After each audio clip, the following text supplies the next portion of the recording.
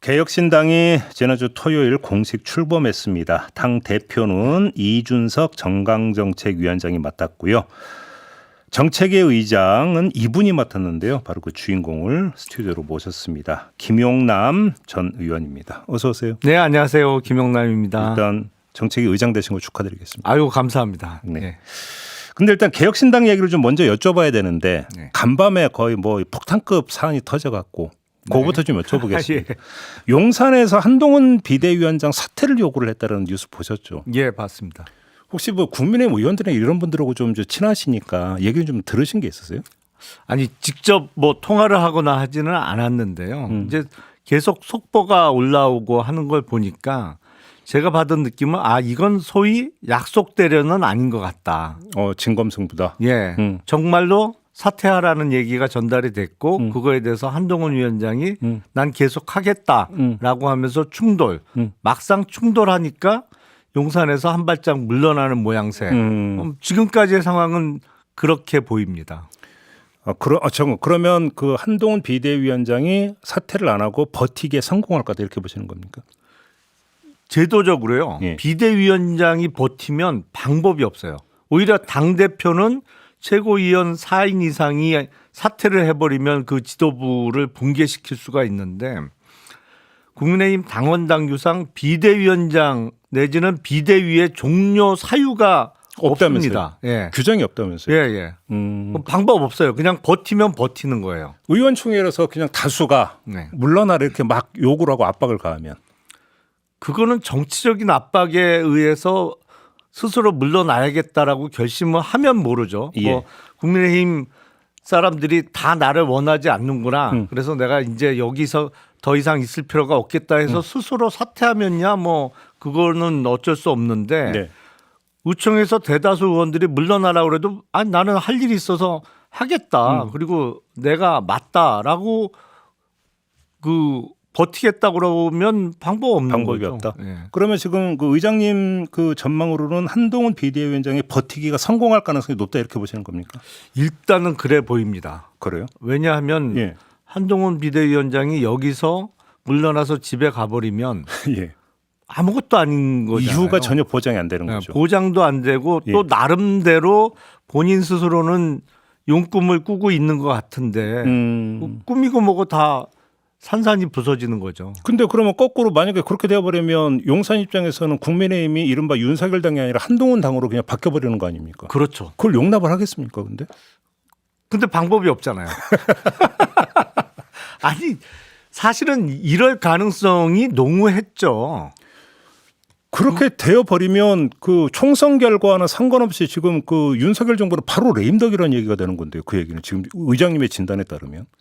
레임덕의 그 가능성은 여러 지점에서 있을 수가 있어요. 예. 사실은 지금 김건희 특검법에 대한 재표결이 언제 이루어질지 모르겠습니다만 그게 국민의힘의 이른바 이탈표, 그게 이탈표라고 표현하는 게 맞는지는 잘 모르겠습니다만 어쨌든 국민의힘 현역 의원들이 이건 통과시켜야겠다라 갖고 통과가 되는 순간 그러니까 재적 의원의 표결에 참가한 의원들의 3분의 2 이상의 찬성으로 대통령의 거부권이 무력화되는 순간도 레임덕이 그렇죠. 바로 오는 거 아니겠습니까?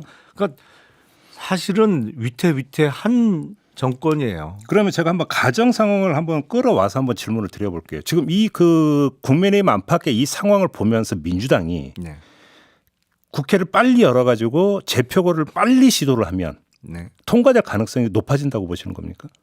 아니 저는 1월 달 안에 재표결해도 통과될 가능성 높다고 그전부터 생각을 했어요. 그래요? 예. 왜냐하면 이게 통과되는 순간부터 레임덕이 시작되고 용산의 국민의힘 당 장악력이 뭐 급속히 쇠퇴할 수밖에 없는 상황이기 때문에 지금 소위 용산발 내력 꽂기를 저지해야 되는 현역 의원들 입장에서는 많은 사람들이 이 호기를 놓칠 리가 없거든요. 그렇잖아요. 지금 50명이 훨씬 넘는 대통령실 참모들. 쉽게 말하면 공천 물갈이 힘이 약해질 수밖에 없다. 그렇죠. 그리고 3개월짜리 장관, 6개월짜리 차관, 그리고 대통령의 친구, 친하다고 소문난 사람들 하면은 거의 60명 가까이 되는데 이게 다 대부분 영남 쪽에 지금 내려가 있단 말이죠. 근데 거기 있는 현역 의원들이 야 이러다 그냥 뭐 제대로 붙어보지도 못하고 내가 날아가게 생겼다라는 생각을 많이들 하고 있는데 여기서 한 번에 용산의 힘을 무력화시킬 수 있는 기회가 있는데 그걸 현역 의원들이 놓치겠어요? 근데 사퇴 요구를 했던 것은 한마디로 이야기하면 용산의 지금 그 정서는 배신감 이런 걸까요? 뭐 아무래도 그렇겠죠. 믿고 그래요? 보냈더니 뭐 속된 표현으로 뒤통수 치고 있는 거 아니냐 이런 거겠죠. 오늘 한 언론 보도 보니까 그 한 관계자는 이런 식으로 표현했더라고요. 전국을 돌다가 대권병 걸린 것 같다. 한동훈 비대위원장이 이런 식으로 멘트를 한 걸로 지금 보도가 나오더라고요. 비춰지는 모습은 그렇게 비춰졌죠. 분명히. 그래요? 이게 비대위원장은 비상 상황을 해결하기 위해서 온 사람이잖아요.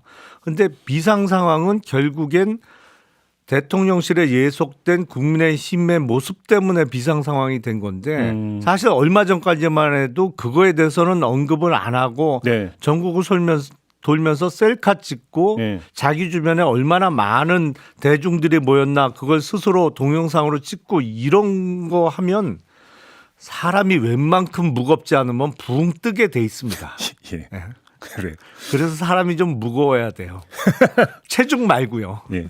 30분 전에 지금 나온 기사에 따르면 대통령실 핵심 관계자가 비대위원장 거취 문제는 용산이 관여할 일이 아니다. 네. 이렇게 지금 멘트를 했다고 하는데 일단 한 발 물러서는 걸로 해석을 해야 되는 겁니까? 그렇죠. 한 발 물러선 거죠. 오히려 그게 아니라 그러니까 저 비대위원장을 물러나라 말라라고 하는 건 명백한 당무 개입이잖아요. 그렇죠. 그걸 의식해서 톤 조절하는 걸로도 해석할 수 있는 여지는 있는 거 아닙니까? 아니 톤 조절도 필요하고요. 네. 그리고 현실적인 방법이 마땅치 않은 것도 사실이고요.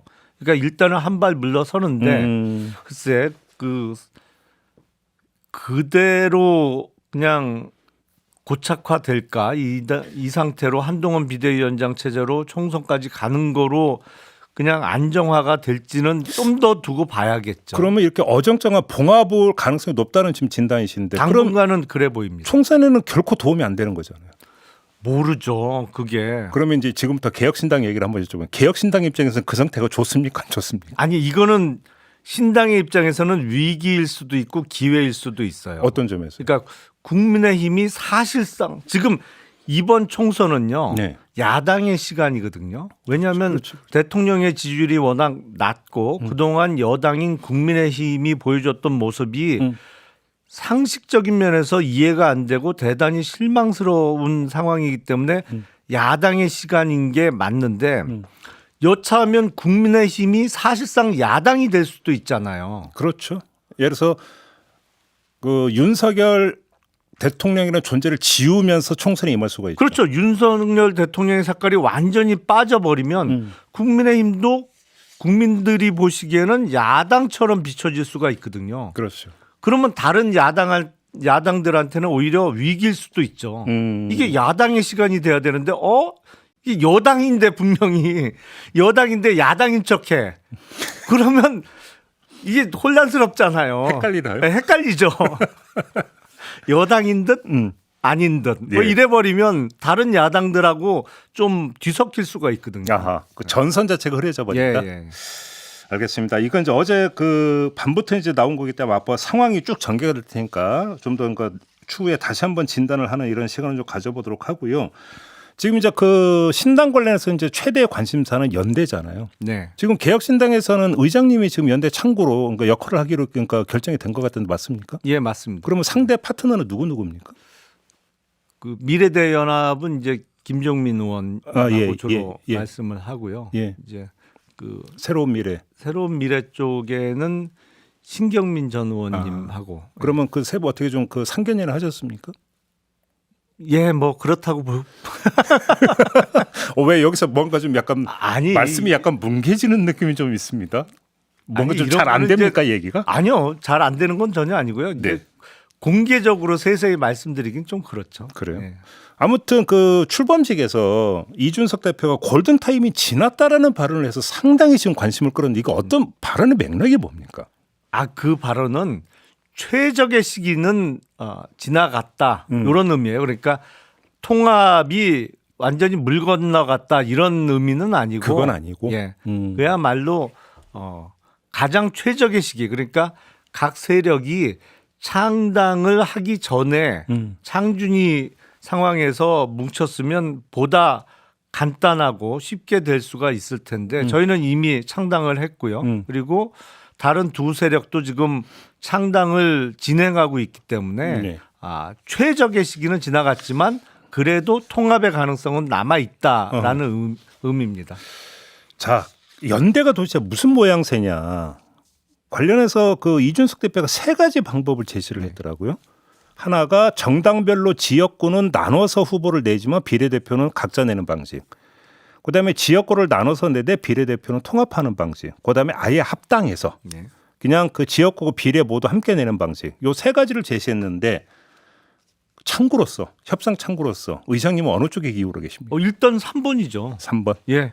공통 기호로 한 정당으로 모여서 이번 총선을 치르는 게 베스트죠. 그러면 통합의 데드라인은 언제쯤이 될까요? 데드라인은 상당히 늦어질 수도 있다고 봐요. 저는. 어차피 이제 총선 날짜는 딱 정해져 있으니까 그렇죠. 역산을 하면 네. 무조건 이때까지는 무조건 돼된다는 시간표가 있을 거 아닙니까? 대략 2월 하순 정도가 데드라인이 되지 않을까 싶어요. 그렇죠. 그때가 돼야 되겠죠. 예. 지금 그 일단 그러면 새로운 미래나 미래 대연합도 일단 통합을 제일 원칙으로 하자는 데까지는 공감대가 있는 겁니까? 예, 그렇습니다. 그래요? 그럼 그 걸림돌은 뭡니까 거기서? 조정돼야 되는 사안은 뭡니까? 여러 가지 복잡한 문제가 있죠. 자, 그러면 여기서 지금 언론 보도 나오는 거 한번 가지고 몇 가지 여쭤볼게요. 이낙연 그 전 대표 지역구 출마 요구가 있다고 지금 하는데 개혁신당이나 의장님 입장은 어떤 겁니까? 우선 지역구 출마를 강하게 요구하는 건 오히려 미래대연합 쪽에 계신 분들이 이낙연 전 대표의 지역구 출마를 강하게 말씀을 하고 계시고요. 네. 저희는 가급적이면 그 부분에 대해서는 언급을 안 하고 있습니다. 왜요? 그거는 이낙연 전 대표께서 스스로 결정하실 문제죠. 그럼 여기서 지역구 출마라는 게 호남을 이야기하는 겁니까? 아무래도 이낙연 전 대표의 정치적인 기반이 호남이라고 봐야 되니까 예. 그렇지 않을까요? 근데 만약에 이낙연 전 대표가 호남에서 출마한다면 본인의 당락과 네. 그다음에 어떤 그 신당 세력의 호응 정도는 어떻게 지금 전망을 하십니까?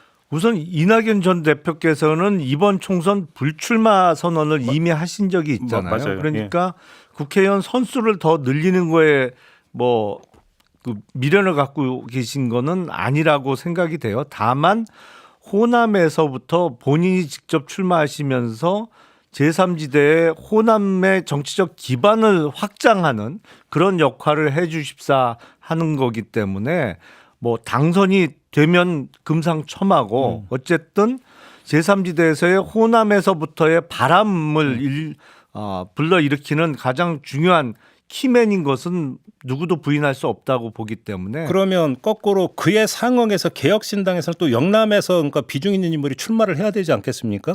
그런 점에서 그럴 수 있죠. 천하람 그 위원장의 대구 출마설이 다시 나오던데 확인해 줄 수 있습니까? 천하람 최고위원은 지금도 순천에서 본인이 그동안 해왔던 활동에 대한 성적표를 받아보고 싶은 마음이 강합니다. 그러니까 지금도 순천에 살고 있고 개혁신당의 지금 최고위원이 됐습니다만 그 당의 일정을 소화하고 나면 순천에 밤에라도 내려가거든요.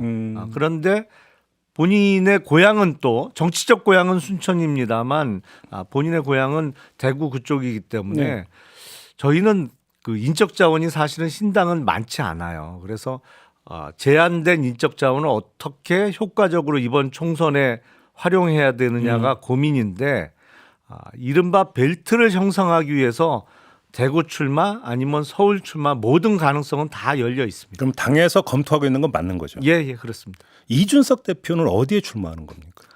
이준석 대표도 사실 마찬가지죠. 어떻게 보면 개혁신당의 가장 그 귀중한 인적 자원이기 때문에 대구에서 또 이낙연 전 대표께서 광주에 출마하신다 그러면 영호남의 지역적 그렇죠. 그 역할을 담당하는 이런 것도 가능하겠고 개혁신당은 사실 전국 정당을 지향하고 저희 당원 분포를 봐도 서울 경기가 압도적으로 당원 숫자가 많거든요. 아, 그래요? 예, 그렇습니다. 예. 그래서 아무래도 대표가 서울 출마를 해야 되는 거 아니냐라는 의견도 매우 당내에서 강합니다. 혹시 노원병?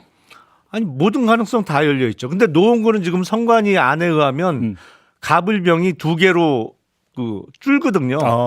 통합돼서. 3개가 2개로 줄게 돼 있어요. 알겠습니다. 시간이 다 돼서 정책위 의장이시니까 이 문제는 꼭 여쭤봐야 될 것 같은데 지금 노인 무임승차 폐지하고 다른 대안을 제시했는데 지금 대한노인에 반발하는 거 둘째치고 지금 이원호 의원 같은 경우가 갈라치기 아니에요. 이렇게 비판적 입장을 내놨거든요. 혹시 이런 정책적 문제가 통합의 걸림돌이 될 가능성은 없습니까?